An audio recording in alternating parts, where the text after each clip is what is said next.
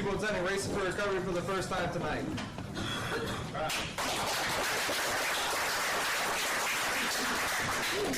Thanks for joining us. If you have any questions, you can get with me or somebody here after the meeting, and we will help you out. Support group meeting guidelines.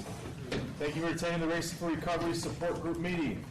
We're focused on maintaining a drug-free and healthy lifestyle. Since 2001, our open forum meetings welcome parents, adolescents, recovering individuals, and anyone who supports our mission. Your suggestions, comments, or ideas are welcome to make our meeting the best they can be.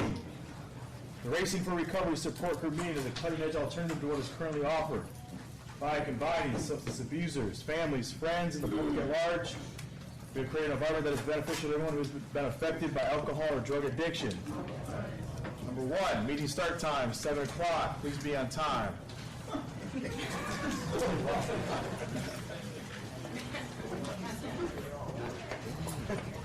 Number two, please turn off cell phones to ringers or vibrates. Please refrain from posting on social media during the meeting. Show respect and courtesy to yourself and others. Three, please, only one person speak at a time. Please speak loudly so everyone can hear. 4, proof of attendance is gladly provided. Goes out in the hallway. 5, honesty is required. 6, feel free to openly share your comments and points of view on how alcohol and drug addiction has impacted your life. Number 7, this meeting is open to all people of all ages and welcomes diversity, so please refrain from using excessive foul language or language that discriminates against any race, gender, religion, ethnicity, sexual orientation, or disability. This is to maintain an atmosphere of respect and dignity for all who are present. Number 8, you see a visitor, a new member or returning member that you haven't seen in a while, please. Only welcome to our program. Number 9, this is live stream. 10, please refrain from leaving the meeting while it's in progress because it is disruptive to others. 11, we don't smoke or vape in here on this property at all. 12, please dispense of all trash in a garbage can. Do not litter on this premises. Thank you, Jeremy. Who has the guidelines? Guidelines. Lifestyle recovery guidelines are intended to be utilized by recovering individuals, their families, and anyone else who is striving to avoid substance abuse and achieve sobriety. Guideline number 1. Recognizing that substance abuse ruins lives. Number 2, wanting to pursue positive alternatives to substance abuse such as our education, employment, quality relationships, health, and fitness. Number 3, using resources such as friends, family, teachers, and peers as a way to achieve and remain sober. Adding sports, art, or music to these resources will help us stay focused and motivated. Number 4, defining balance and working toward making it a part of everyday life. Number 5, building self-esteem, confidence through sobriety to combat negative feelings regarding oneself. 6, understanding the negative behaviors of isolation and self-pity leading to self-destruction. 7, lifting a person up is different than allowing them to continue their destructive lifestyle. Be there for yourself and be patient with your friends and family. 8, learning how to help without supporting the addict's behavior. Providing assistance to the recovering individuals that will improve their lives, not further their usage. Number 9, recognizing personal challenges and integrating them into our lifestyle as challenges to triumph over. Number 10, caring for our personal, emotional, physical, and spiritual individuality is the source we use for our sense of worth. Each person is truly magnificent. Our mission at Racing for Recovery is to prevent all forms of substance abuse by promoting a lifestyle of fitness and health for all those affected by addiction. Thank you, Simon. Who has Kelly's poem, What Racing for Recovery Means to Me? What Racing for Recovery Means to Me by Kelly Anderson. R, respect yourself enough to quit using. A, accept the challenges that lie ahead. C, commit to your recovery. Include friends and family on your journey. Never doubt your will to succeed. Give yourself credit for your accomplishments. Focus on the positive things you want in your life. Overcome your fears and keep moving forward. Remember Remember the reasons you are seeking sobriety. Reach out to others to give and receive support. Expect holes in the road, choose another road. Care for your body, you only have one in this lifetime. Open your heart, mind, and emotions and spirit. Victory comes from a balanced lifestyle. Educate yourself on all aspects of recovery. Racing for recovery saves lives. You will learn that with sobriety, anything is possible. Thanks, Jason. Now it's time for introductions. We're going to go around the room. We're going to know who you are and why you decided to join us tonight. If you feel like you need to identify as an alcohol addict, you can do so. My name is Mike, and I come here because this is just what keeps working, so why change up what's working? My name's Kim, and I come here because it helps to keep me on the straight path and keeps me balanced. I'm Christy, I'm here for balance.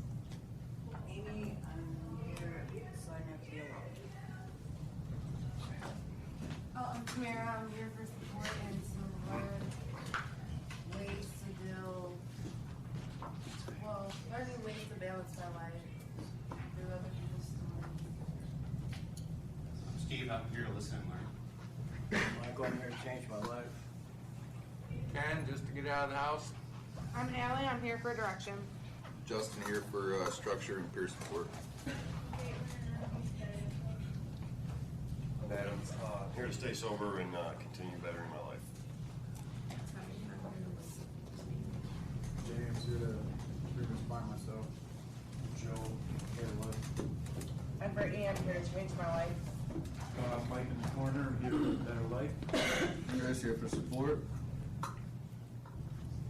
I'm Andy, I'm here for support. I'm RJ, I'm here for balance. I'm Brian, I'm here to keep learning. Jacob, I'm here to have a good time. I'm Wes, I'm here to become a better person, stick and stay. I'm Corinne. I'm here for support. I'm Deanna. I'm here to learn new ways to recover. Keith, here for my spot over here. I'm TJ, and I'm here to remain teachable and support Keith. I'm Tony, I'm here for a better quality of life. I'm Rick, I'm here for support. I'm Keith because I need to be here. I'm Justin. I got a phone call on the way in here. A kid I knew, he was 5 years old, passed away today, and I refuse to let my parents, my family, my daughters get that phone call. Kevin here for balance. I'm David, I'm just here. I'm Ashley, and I'm here to be the best version. So, love the progress in my process. I'm Nick, and I'm here to stay humble. Dakota, I'm here just to be an all-around better person. My name is Rick, I'm here because I need to be here. I'm Brian, I'm here for support. I'm Josh, I'm here for self-betterment and support my friend Scott. I'm Alexa. I'm here for support. I'm Scott, I'm here to support Josh. I'm Kurt, I'm here to save my life. I'm John, I'm here because this is where I need to be tonight. I'm Megan, and this is definitely where I can be. I'm James, I'm here for recovery and support. Bobby, I'm here because I made plans to be here and I kept them this time. Faye, and I'm here to see my friends and for balance. I'm April. I'm here for positivity. Hello, I'm here to live a better life. I'm Lorenzo, I'm grateful to be here. Love the place, love the people. Here to support everybody on their dreams. My name's Joe, and I'm here because I'm proud of my growth. I'm Brittany, and I'm here to identify the differences between empathy and sympathy. I'm Emily. I'm here to be consistent. Hey everyone, I'm Jeff.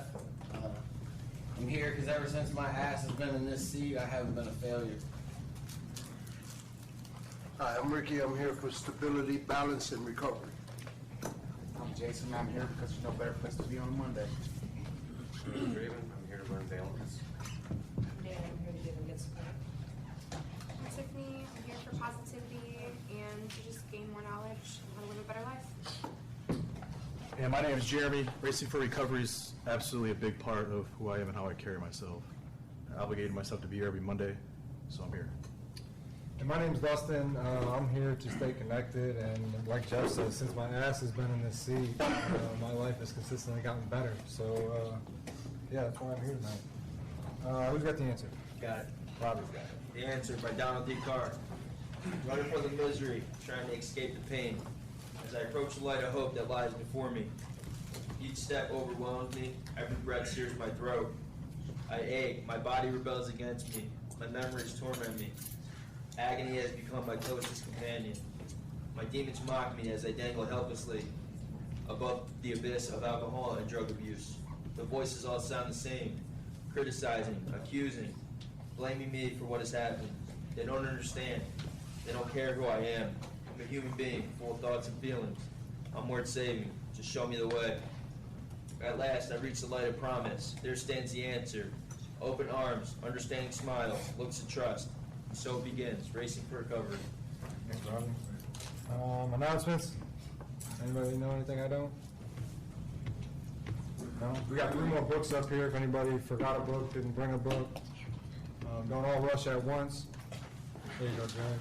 1, 2. All right, and we are on page 99 in the little one and 201 in that thick daddy. Taking your medicine. Who wants to read?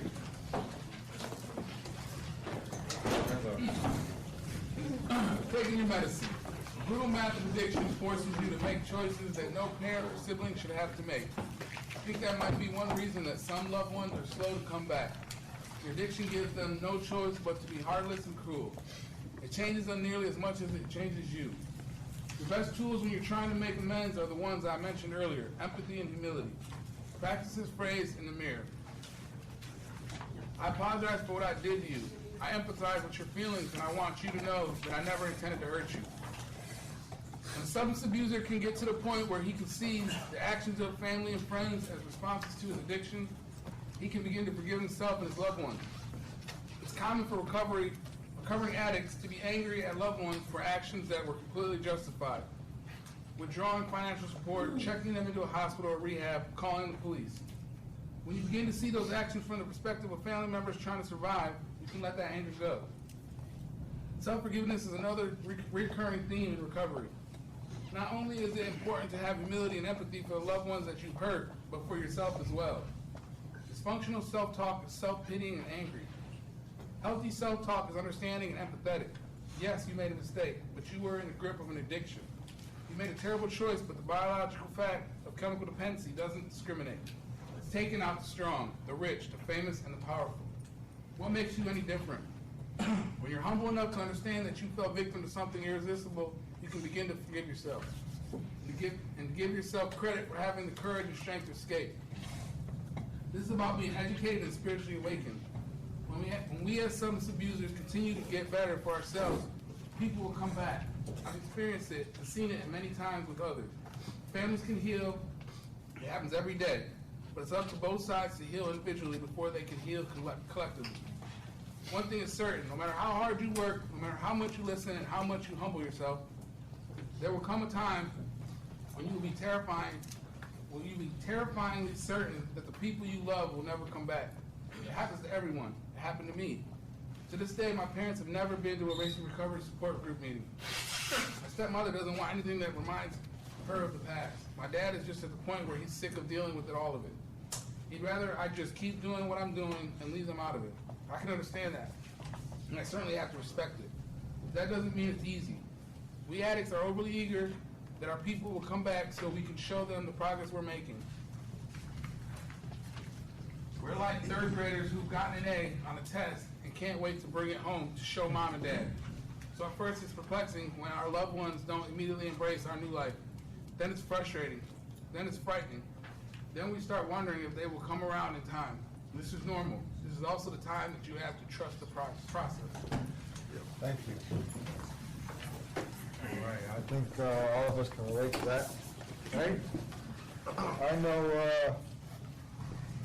I know one thing that, for me, I tried this so many times before that I knew this time around it would take a lot of work before my loved ones' actions changed against me or towards me, you know, like the trust and the love and all that stuff that I had before that I ruined with all my terrible choices and decisions I made prior to being sober this time. And then one thing that I guess I didn't understand until recently was how much sacrifice some of the people put in supporting me through this, right? Like a lot of people put in a lot of time and money to help get me where I'm at today. And I think for me, that's something that I tend to forget with people closest to me. But as far as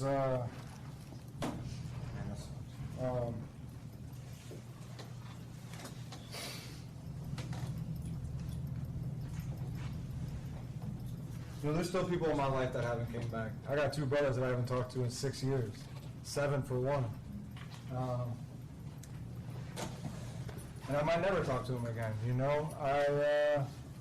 I don't know. It's one of those things that you'd love to be able to put a timestamp on, but we all know we can't. I think everybody takes time to heal, and, you know, there's a time, you know, like right now, I kind of look at it like, okay, they might never come back, right? And I personally kind of prepare for the worst and hope for the best in that situation, I guess. I just know that my actions have always spoke louder than my words, and with my family this time around, that's what's gotten me. That's what allowed me to earn trust back this time around with my family and friends, because I wasn't taking it home like he was talking about in here with an A on a report card and showing them like, look, I got 30 days, and they'd be like, oh wow, that's good. It was the 9th time you've had 30 days. Like, keep going and keep putting in the work, and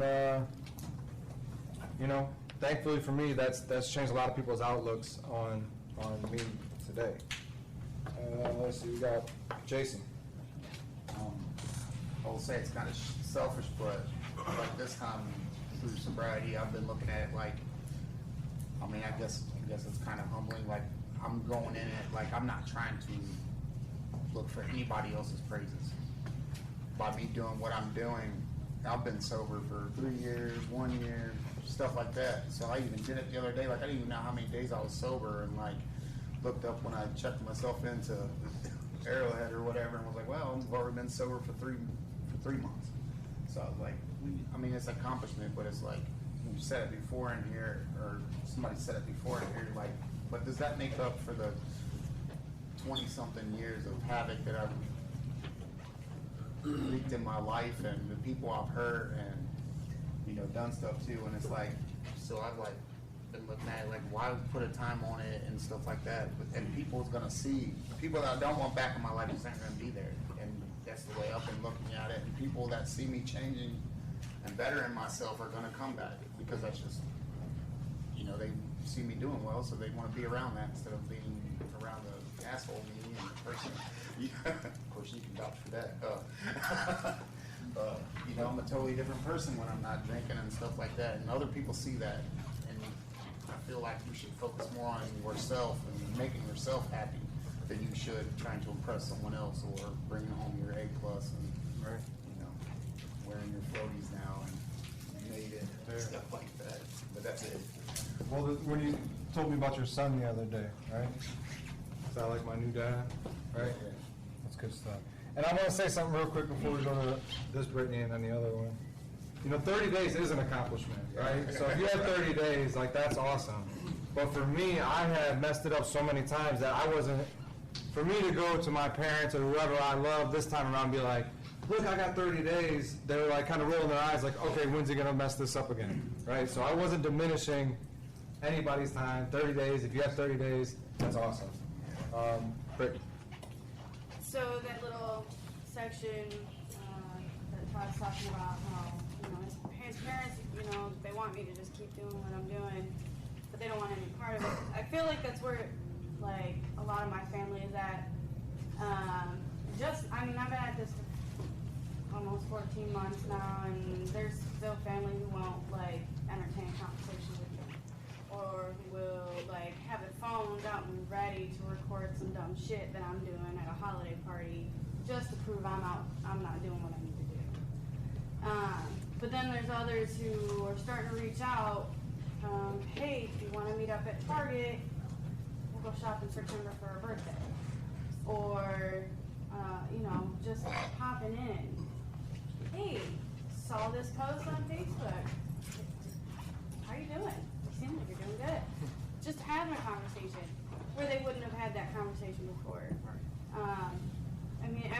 Every single one of them is different, and I think my relationship beforehand definitely impacts how things are playing out now.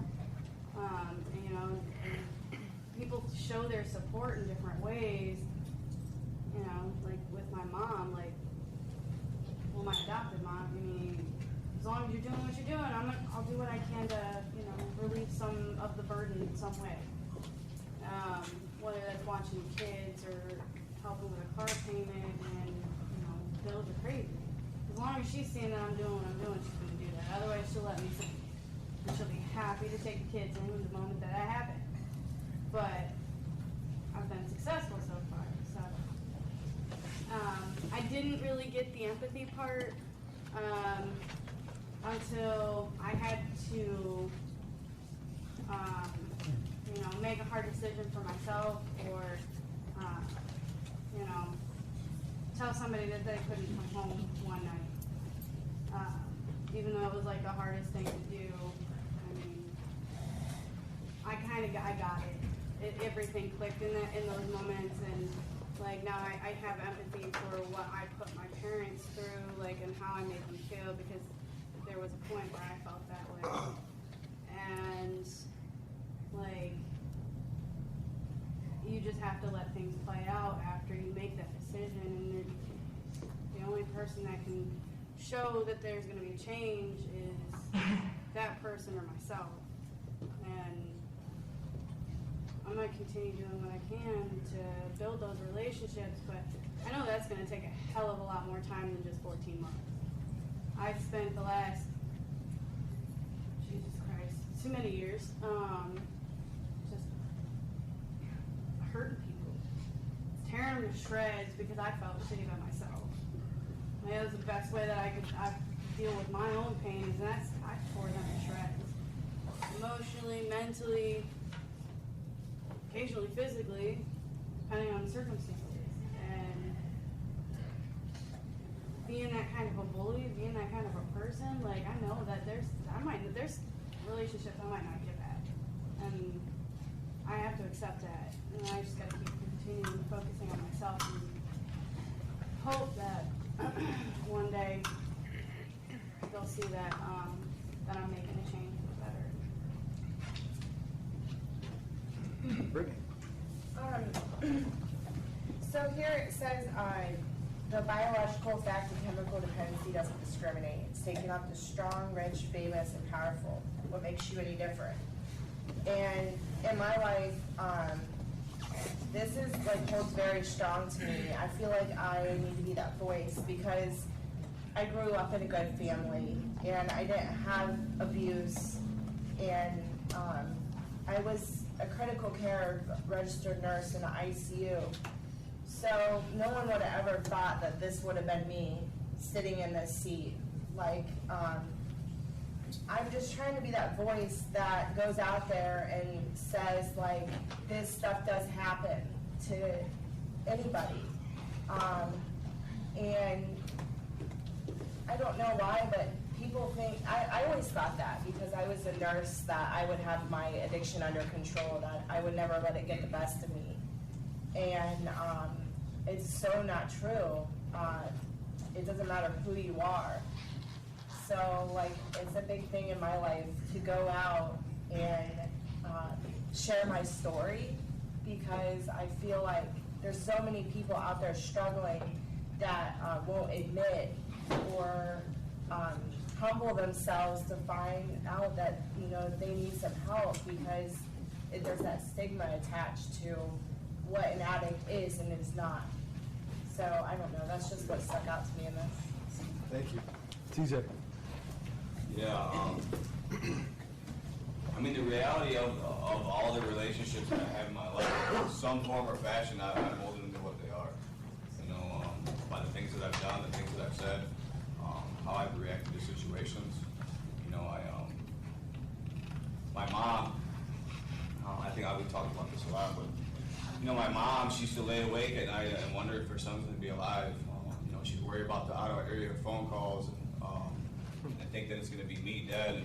And I put her in the hospital numerous times, and then, you know, I get sober and I tell her, I read her some stuff out of the book and all of this, and like, and she would, you know, and she would just be irrational, neurotic, and I'd get mad about it. You know, but the reality of it is, like, I formed that relationship for what it is, and she's just worried about her son. And, you know, and so once I recognize that, and I allow her to feel however she wants to feel about it, I don't need to react, because that's what I did. I did those things to her. And, I gave her those sleepless nights. And, I can only imagine the pain behind that, you know. And you know, so the relationship got better at that point, you know. And you know, and the thing is like I used to, when I was feeling really shitty, you know, and I wanted to get up on that pedestal, I could always call my mom and have some ammo at her, like, how dare you leave me and abandon me? You know what I mean? And make myself feel better. You know, it was like an easy conversation to make me feel more powerful. And you know, because I like to argue. You know, I like to argue things. It's your fault, and I am the way I am. You know, and I don't do that anymore. You know, I recognize that. You know, that was 20 years ago. You know what I mean? I'm 35 years old. Time to grow up. And she's allowed to feel however she wants to feel. You know, all the relationships because of my redemption string. You know, my sober support. You know, Keith's now just coming back into my life after about a month because he was just worried about me dying, man. You know, he was worried that I was gonna die. You know, he had to make a safe call. You know, I can only imagine if that was me on the other end of that, and if that was Keith in that house, and he was worried about me dead in there, and I was worried about him dead in there. You know, and so I had to respect the fact that he didn't want to come around for a little bit. You know, but I stayed sober for a little bit, and here he sits, right? You know, relationships can be rebuilt. You know, once, you know, I was always one for like intentions without actions. You know, I'm about to do this. You know, here's my intention. This is what I'm about to do. This is what I'm about to do. And I didn't follow up with anything. You know, all my friends they wanted me to go into treatment, and I'm like, I just need a detox. And I'll be all right. I'll just go home, and I'll get back to it. You know, I got this figured out, and I did that once. I did that twice. Third time, I was like, yeah, they're probably right. You know, I should probably go to treatment. You know, I always think I got the best ideas, and I come up with some pretty cool shit, but most of the time I do that, it doesn't turn out right. You know, I have people in my life today that have the best intentions for me, and they can see, you know, they can see what's going on, and I can recognize it and stay open-minded and humble to recognize that they probably have a little bit better information than I got. You know, because they're still sober and I'm not, right? You know, so I surround myself with these people. And, you know, my mom's came back in my life, and we talk, and you know, my son slowly but surely. You know, and relationships can be rebuilt. So that's it. Thank you. Go ahead, Shanahan. I like this topic. We got a long list of names here, and that it doesn't surprise me because I feel like this is something that's kind of prevalent in everybody's recovery in all of our lives, especially the longer you've been in this. Like Dustin was saying, 30 days is a hell of a lot of time for us. Everybody in this room understands that, and with the work we have to put in to get to that point, it's not easy. But when it comes to people who aren't into this, like my mom gets addiction, but she doesn't get addiction. She gets her side of the addiction, and they'll never really understand what our side of it, I guess. Not saying their side's easy, their side's probably more difficult. And it's hard for them. And, you know, for me, I've said so many times that this is it, this is it, this is it. I talk a lot and like to tell them that this is it. And I'm doing this right this time, and I'm going to do this, and I'm going to do this. You know, a lot of it I'll kind of do half-assed, but I'll never really do those things, you know, when nobody's looking. I do a lot of things that just to kind of make it look good, to show like, yeah, see, I'm doing what I said I was going to do. But then I still keep old habits that aren't good, and it always leads back to the same thing. And I guess this time it was like, this has to be done for me, for my daughter, and I stopped saying those things, and I'm starting to see those results, which is probably the best feeling that I've ever had. I was actually talking to an old friend about it today, and I was like, you know, I just kind of buckled down and started changing things like my diet, the way I you know, keep myself in good health, the things I'm doing, opening up in one-on-ones and actually getting to work on the things that have led me to this point. And from doing that, you know, I'm not telling people like, oh, I'm going to my one-on-one talking about this, this, and this, but, you know, people, the way they react to me, I see it's different. And some people have even said, like, you're different, something's different. Different from what we've seen before. Because they've said that before, you know, oh, you seem different. Well, yeah, I'm not fucking high, so of course I seem a little different. But now it's like, you seem happy. You seem like you are motivated to kind of further your life, not just motivated to not get in trouble for the consequences that we have to face. Because that's always what it came down to, is I didn't want to face those consequences, so I changed for a little bit until those consequences kind of lightened a bit, or I forgot about them, and was right back to it. And it always got worse, and it always came back. We all know that. You know, there's still some people in my life that I'm not as close with. You know, I grew up, 2 of my cousins were 1 year younger and then another year younger. They're brothers, and I don't talk to them like I used to. I've heard them a lot. I use them. I use them for money. I use them for places to live. I lied to them over and over, not just one time. It took a while to get to this point. And we're cool, but we just aren't like we used to be. And I hope at some point we can get back to that, but that's not up to me. That's up to them when they decide to trust me again. And the amount of time I put in it's going to take more than that. My younger cousins are more forgiving. They're kids. But that's up to me to not let them down this time, because eventually they're going to stop. Eventually they're going to understand how to put up boundaries for themselves if I keep doing this to them. So, you know, that's a big motivator for me. This weekend, I guess, was like one of the bigger, kind of today, was one of the biggest things I've noticed is my kid's mom. Like, for her to notice a difference is crazy. But our interactions over the past, like, month have kind of gotten better and better and better. And earlier today, she, like the interaction we had yesterday when my daughter got picked up, my daughter didn't want to leave. She, like, hugged my neck and, like, put her head on my shoulder, and Megan was like, so you don't want to come with me? And, like, she wouldn't let go, and, I mean, that was amazing. But she, like, messaged me today and was like, you know, I felt like I came off rude with something I said yesterday, which it wasn't at all. It's just, she's like, it's just my anxiety, just ignore me, whatever. I was like, I didn't take it that way at all, but I get it. Like, this is still an anxious situation for the things that I've caused in our co-parenting relationship, but hopefully when we keep going down this good path further and further, it gets a lot easier for both of us to choose. Like, I completely agree with all that. You know, it affects Marley the way we emotionally and the way we interact with each other. And for her to, like, kind of recognize that and be like, yeah, we're going down a good path now, man, that's just like, I am doing this right. Because we don't talk. She doesn't see me. We don't talk on a daily basis. We talk when we have to. And now it's kind of getting to the point, she's like, I changed her doctors. I'm going to give you some information. I'm just going to write it all down and bring it all to you next week. And it's like, for her to reach out and do that without me having to pull teeth, that's how I know I'm doing something right. Yeah, buddy. I'll cut it off with that. You're good. Good stuff, Shannon. Jeff, man, what you got?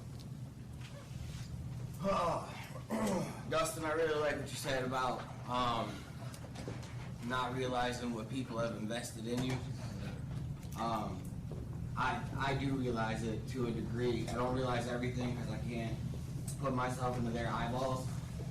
But, you know, I'm hyper aware of the stuff that my mom has invested in my journey so far. The support she's given me, and you know, I know she doesn't have to. I mean, she comes to Thursday night meetings. On nights when she doesn't come, she watches the live stream. Hi, Mom. And it's harder for me sometimes to, like, I get choked up talking about this, and like I don't like getting choked up. I know it happens a lot, so you guys are like, I'm comfortable with it, but no, I'm really not, man. I really don't like getting choked up in front of you guys. Like, I'm still not 100% comfortable with that vulnerability. But when I talk about the investment that someone else has made in me, it's hard not to feel choked up about it, because that means that I'm worth a shit, you know? And for so long, I got down on myself about not being worth of shit. And to the people that don't come into my life, you know, my instant reaction is to be like, fuck you, you know, like I don't need you in my life. But that's actually not what it is. That's not what it needs to be anyways. That's what I say, but that's not what it is. Like if I'm truly having empathy, like I put them where they are. They deserve to have that attitude towards me. Like if somebody did me how I did them, they wouldn't be in my life. I'd be like, peace out, see you later. So I can't feel any kind of way when somebody doesn't want to come back into my life. And I don't like I'm counting my days of sobriety just because it makes me feel some sort of accomplishment. But I'm not looking at any like date or amount as a finish line. I know this is a never-ending journey. This is a road that I'm on for the rest of my life. So I don't look at like a day amount where people need to like be back into my life. And I know there's people that are on a different level, you know, like some people will never come back into my life. Some people might eventually come back into my life, and some people just want me to fail. And again, a part of me wants to be like, man, I'm gonna prove those people wrong. But I'm not gonna prove it, like I'm not doing this to prove those people wrong. You know, like those people that want me to fail have hate in their heart. I can't do shit about it. So I'm just gonna sit here and keep on doing what I'm doing the right way, and try and take the people that I have in my life that are supporting me, and I know are gonna support me beyond, you know, this little initial portion right here, and realize that, you know, they deserve the love in my heart, and they deserve the best version of me that I'm making right now. And who's next? Adam.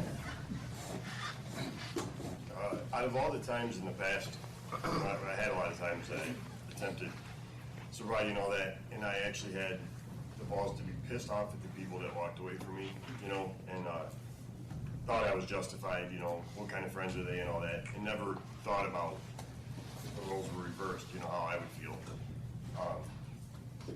So like this time, I knew this was the time, this was the last time, you know, I was going to do everything I had to do to make it work. So I actually made, some people agree with me that it's all right, some people not, but I kind of punished myself, like selling my truck before I came here because I didn't feel like I deserved, you know, to have it, to make it harder for myself. The people that I knew were pissed at me, instead of bugging them and guilting them into talking to me, I just left it alone and let them come to me. And if they didn't, then I understand, but if the ones that do, or that have, with the time and sobriety I have now, I can actually, they can see it, you know what I mean? That there's a reason why they come back to me, not because they feel bad. All that stuff helped me feel for the people, you know what I mean? Because my kids and my mom are the only people that really didn't walk away. And it makes me appreciate them more too. But also makes me feel more accomplished that people can actually see what I'm doing instead of me calling and telling them how I'm doing. They see either through Facebook or talk to my kids, or some of my friends I didn't even know were keeping in contact with my ex-wife and my kids. For my ex-wife to say nice things about me is kind of odd, and find out that she was actually the one contacting people, you know, that I used to get pissed at her for talking to. God knows why. But you know what I mean, letting them know how good I'm doing for them to come back in my life gave me a whole different perspective on you know, what I was doing and what I should be doing.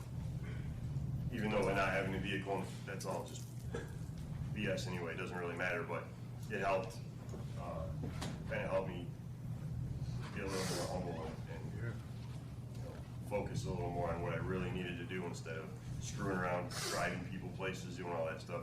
That's what keeps me in the gym and everything, because I don't have, you know, I'd have to work more for an out to get out of here, and man, it's made a world of difference. And I respect the hell out of the people that, both ways, the people that did walk away and I haven't talked to, and the people that gave me enough time to focus on myself, you know what I mean? And I don't know, it just, hopefully that made sense. It made sense. It made sense to me. Thank you. Friends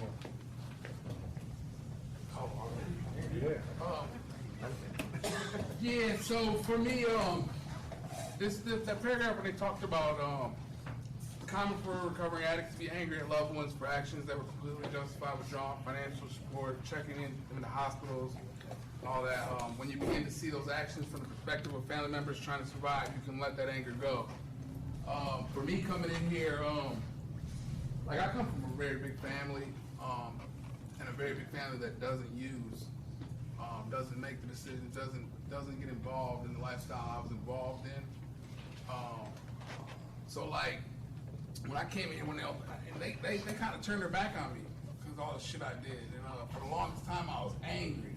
Like I hated them so much for like, man, how you gonna leave me like I was wet like that? You don't understand the addiction. You know, they know I'm a better person than what, you know, than that. And so for me, like, I feel like after working my program for a little bit and, you know, talking about this stuff and getting some advice and looking at it from your perspective, that was a big turning point in my recovery. I was real shameful, a lot of resentment, a lot of questions, and it ate at me for longest. But until I looked at it from their point of view, you know, the shit I was doing was affecting them tremendously. I remember the first time I was in prison, my mom had my back completely. But the first thing she said was, I'm gonna stick with you, but this is the one and only time. If you ever go back to prison again, I won't be there.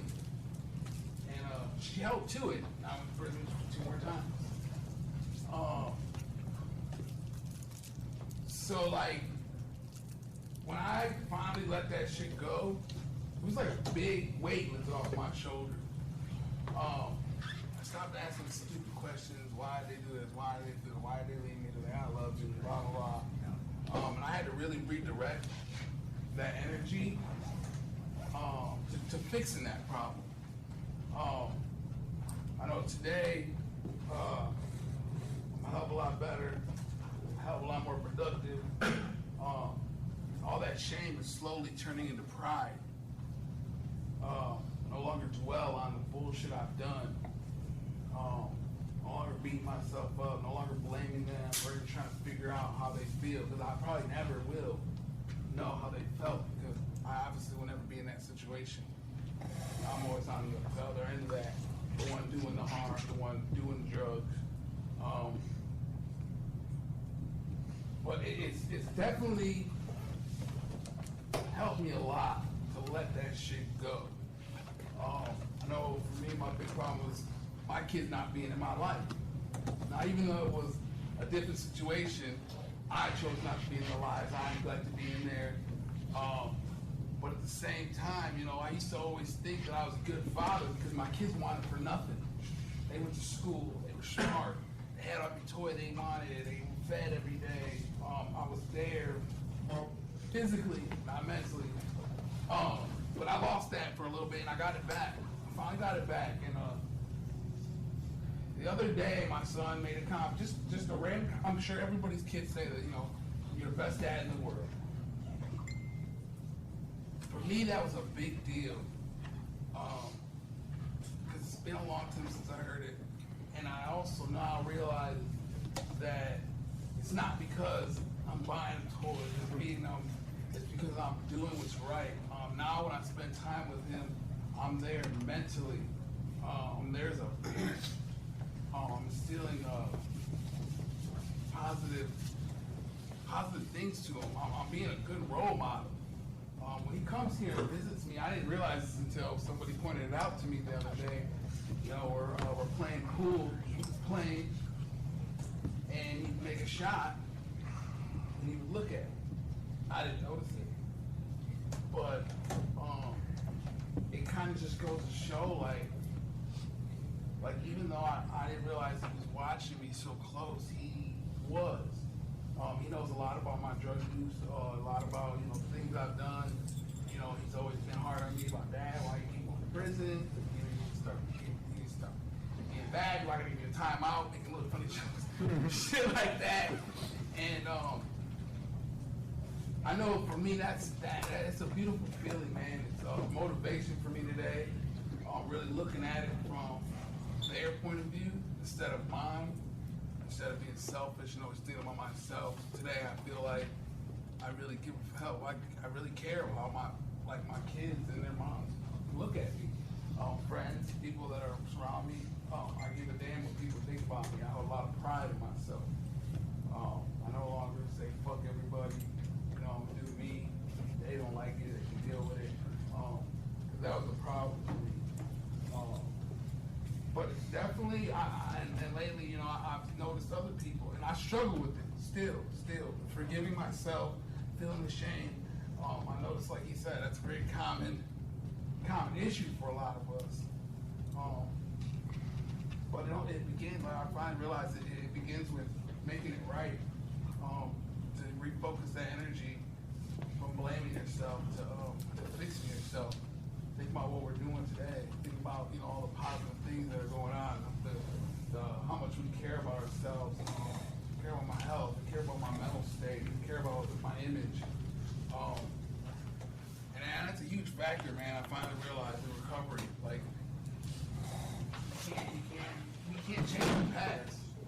All we can do is make a better future. And for me, that's fucking huge. Huge, man. Never have I ever really, it's that simple. I've never thought about it that way. All the what ifs, all the whys, they were just polluting my mental state, like, tremendously. And I didn't realize it until I stopped blaming people and myself. I always say, I've always loved it, and I've never really helped you, but like, you're either part of the problem or part of the solution. And today, I refuse to be part of the problem. I've been the problem for too long. I want to be part of the solution. Soto with a nice shirt, man. Good luck. Awesome. Thank you. This is actually one of my favorite sections of the book. This section specifically helped me get my sister back in my life. I wronged her in a way that, you know, I don't honestly care to choose to share, but, you know, it was hard for her to come back into my life. And I was sitting in jail for, I think that time it was like around 7 months or so before I finally figured out how to write her. You know, I wanted to write her an apology letter. She wouldn't answer my calls, and I didn't blame her at the time, and I still don't, you know. But I fought tooth and fucking nail to get a Cleveland book in jail, and I went through so much trouble to get it. I actually ended up having to have a meeting with the corporal, with the captain, and a couple of sergeants, and explain to them, like, it's not, you know, like, explain to them what Race for Recovery was, what it was about, and, like, sell Racing for Recovery to the jails. That way they would allow me to have the literature in there, because, like, that, I needed to read it on a daily basis to get my mind on it, you know. And for about 3 months, I couldn't figure out how to write her. Like, I knew what I wanted to say, I knew the meat of it, but I didn't know how to start it. And after I got this book and I read it, honestly, probably about 5 times, cover to cover, before this stuck out to me. And I started the letter with this specific quote here. It says, to practice in the mirror. It says, I apologize for what I did to you. I empathize with your feelings, and I want you to know that I never intended to hurt you. And after that, which I did a little, like, quote from Todd Crandall, Cleveland book or whatever, because I didn't want to, like, steal the thing. Everyone in jail was talking about, like, oh, you can go to prison, blah, blah, blah. Like, we're already in jail, you know? But I don't know. I just wanted to do that. But after that, like, the whole rest of the letter flew like butter, and it's just, I ended up writing 5 pages. My mom said that my sister cried for like almost 2 days, you know, rereading that letter, and it ended up that she still didn't answer any of my calls, but when I got out and I am here, you know, just about a week and a half ago, a couple weeks ago, she finally accepted one of my calls. And she didn't have to pay for it clipped, you know. But, like, that's amazing that I have her back in my life. And not really a lot like I want, but it'll come. Because I'm working on me, and I'm doing me for real, and I'm not just all talking a lot of shit, you know, I'm doing it. And then this other part in the very beginning It says your addiction gives them no choice but to be heartless and cruel. It changes them nearly as much as it changes you. That really means a lot to me. And this isn't my book. I borrowed it. My book's in my room, but I got a lot of sections in here like this highlighted. You know, I got different color highlighters. They hit me on a different level and stuff. And like, I think my mom deserves for me to be able to ask her the question, you know, how has my addiction hurt you? And I'm not ready to hear that answer. That's one thing Todd said, you know, that when we ask that question, we need to be ready to shut our mouth and listen. And maybe not even say shit for a couple months or however long it takes. But I know I'm not ready to hear those answers and what her response is. I think I'll get there, you know, and with time and enough work, you know. So I look forward to giving her that gift of finally being able to, I guess, unload on me. Right. I don't know how else to say it, but that I think will help her in part of her healing, you know.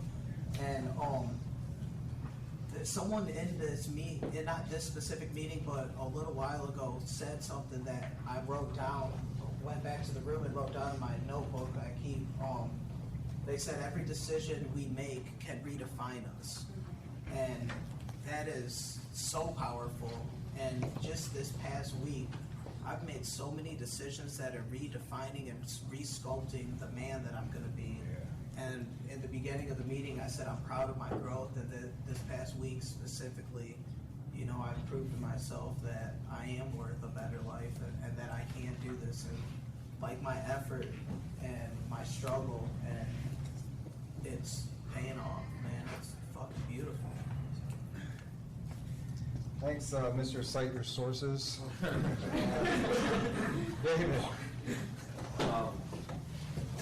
Yeah, I wasn't going to talk too much, but this one kind of, it strikes a chord for me today.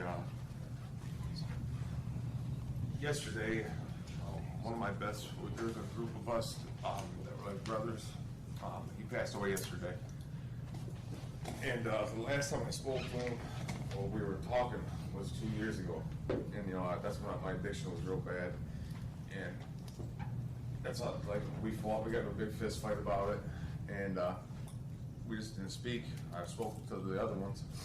And they were all just saying, like, he just wants you to get better, wants you to get better. I couldn't see it. Like, I was like, I'm not that bad. You know, I'm not that bad. There's people way worse, and I would point out everybody else's faults except my own. Because if I pointed at you, I'm okay. And yesterday, it completely wrecked me.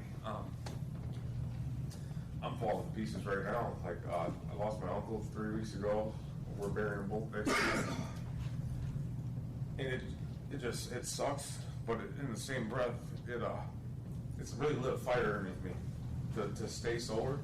Because how many more am I going to lose? Like my dad he just had, like, in the past 6 months, 5 mini strokes, and he's not going to the hospital, so I want to be sober for him, like him to see me sober. You know, like my dad wasn't in my life for about 3 years in my addiction, and he's back here. He comes here every other Saturday and visits me. My sister hasn't talked to me in 6 years because of my addiction. She's here. You know, she came down last Saturday to family fun night, and I feel like resentments because even though I'm getting these people back in my life, I want more. Like, I want X, Y, and Z, not A, B, C. And I've said this before, like, that's messed up for me because I should be thankful that these people even speak to me for, you know, like justice, like for the things I've done. Like the stealing, the lying, and the lies, the blonde lies, like teachers hitting them, like, I molded it into what they are, for sure. I mean, if they were in any right state of mind, I wouldn't talk to them at all. And, it's hard for me. The last paragraph says, you know, just wait in the process. And that process, man, I rush the fuck out of the process. Like, I want that instant gratification, and it's hard for me. Like, patience is not good for me. I don't wear it well, and it doesn't suit me. So if it doesn't suit me, I totally ignore it. I can do it this way, and then my way, always, I get it back in my life, and I piss all over it. You know, I haven't seen my son in a year, and he's here every Saturday, and his mom lets me pick him up, and she doesn't even call me and ask me what time I'm dropping him off. Like, that's amazing. Like, I'm that's the things that keep me going, and I lose sight of those small feats. They're not small, they're actually major feats. I lose sight of it real quick. I take it for granted, for sure. I still take it for granted. I take my son for granted being here every Saturday, like I didn't just not see him for a year. You know what I mean? Like, to me, I'm an asshole, for real. Like, I need to really, like, take a look at myself and just really pay attention to the things I'm getting let back in my life by God's grace. You know, because it could be taken away, and just one mess up, one bad move, like, I'm right back there. And I don't look at the stuff when the things are coming in, the good and good and good. But now all the bad's coming, I'm like, oh man, well, this is what I gotta hang on to. I gotta hang on to this, this, and this. And like I said, I don't know, I'm having a tough time. Like, I've never been put into a test like this so fast at one time. Like, it's a fucking ton of bricks. Like, yesterday I absolutely lost it before we went to skating. And I'm glad I called out to everybody I could that I knew, like, hey, this is going on, what do I do?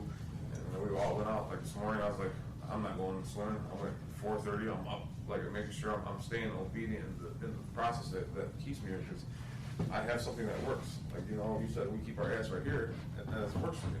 So I have to keep consistently doing the same things if I want to keep getting the better results. I've been doing the same thing since I've been here, and now my dad's here, my sister's here, my kid's here.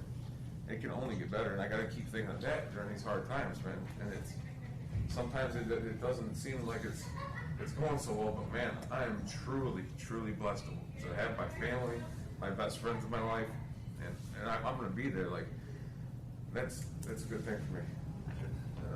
Thanks, man. I'm glad you spoke. Tiffany.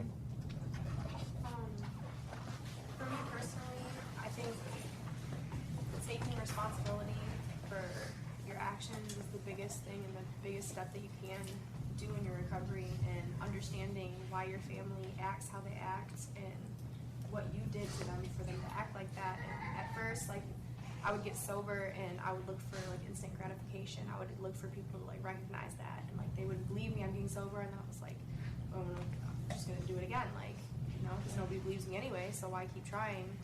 And then once I like realized I need to do it for myself, I need to make myself proud, because that's what this problem is. I wasn't proud of myself and what I was doing, and I was looking for everybody. I was that person that I would post on Facebook and I would act like I'm fine on Facebook just for people to think that, but like inside I was not being the person that I was trying to portray myself to be. And like lately, my family has actually been coming around. Like, my brother literally came from a whole different state. He left after my father passed away, and you know, because he felt like he didn't have any family, and like that hurt me that he felt like I wasn't his family. And he actually came all the way back from Florida just because he's seen this past month that I am doing better for myself, and like I'm gonna get to see my nephews, and like it's slowly coming together. And just me not doing it for other people, me doing it for myself, that's the biggest thing. And you know, kind of what Soto said, like you can't